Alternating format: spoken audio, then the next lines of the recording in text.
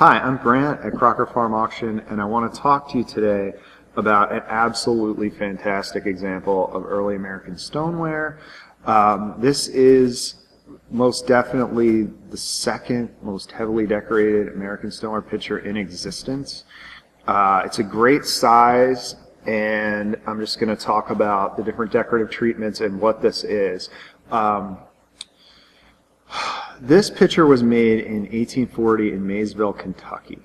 Now, the pitcher itself is made from like the best kind of clay that these potters would have gotten out of the Ohio River Valley, and it's very typical Ohio River Valley clay.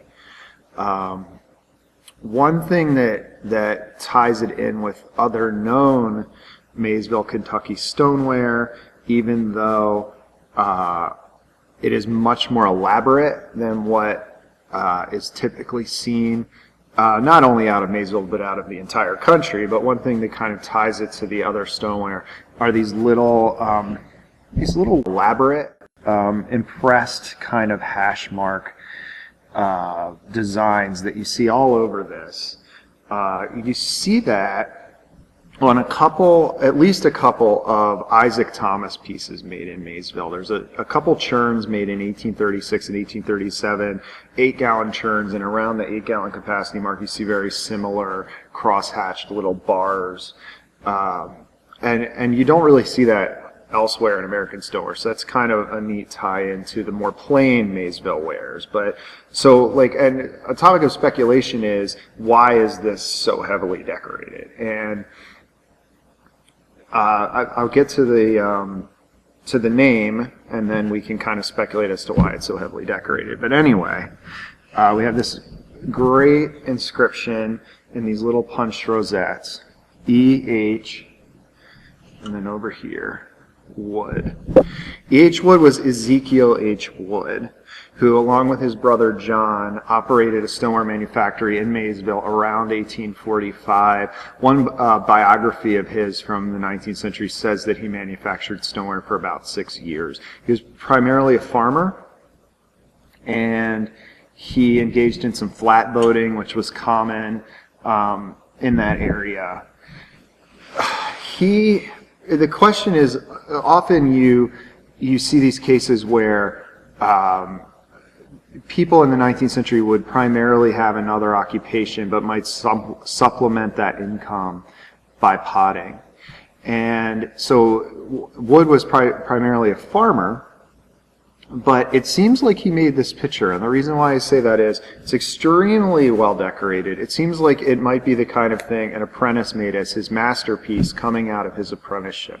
Well, Wood just so happened to be born in 1818, which would mean that he turned 21 in 1839, which means that 1840 would be a fine date for him to come out of his apprenticeship at the age of 21, which was pretty much undeviated from age when people would come out of their apprenticeships. As I said, this piece is just incredibly decorated. You have these birds back here. Incised birds kind of start in America in Manhattan and fan out from there, end up in tons of different places. You have all these little punched designs. So actually, if Luke could get a close above the handle here, that's a good place to start with these.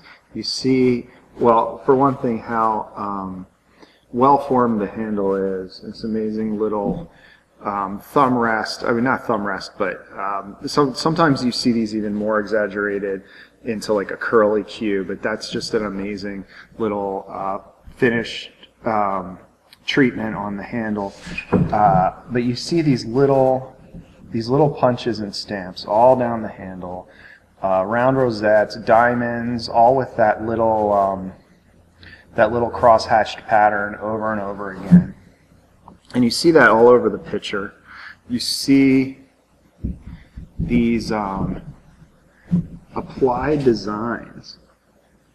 So these were actually cut out on, the clay would have been rolled out flat, they would have been cut out and then applied, or possibly sprig molded to the front. And in fact, that may actually be what occurred there. But you have these little incised flowers. Just a fantastic piece. One thing that's notable is that wood was part of this larger family of stoneware potters in Maysville. So people like Evan Ricketts, Hugh Cooper, Joseph Mendel, Isaac Thomas, who I mentioned earlier, these were all part of his extended family, and I really do think he made this. There's the other possibility that it was made with him in mind. He's starting maybe a stoneware shop or a merchant shop that sells stoneware, and someone would make this for him, but he was only 21 at the time. I don't think that was the case. But anyway, this is just absolutely extravagantly decorated. The size is fantastic. It even has blue inside the spout, which is really unusual. But I really think this, I've said a lot, but I really think this speaks for itself as far as a tour de force of American stoneware. By far one of the finest pieces we've ever handled, and just, it's kind of mind-boggling to think about all the work that went into this. But it's a privilege to handle this and to offer it as part of our July 16th, 2016 Stoneware auction.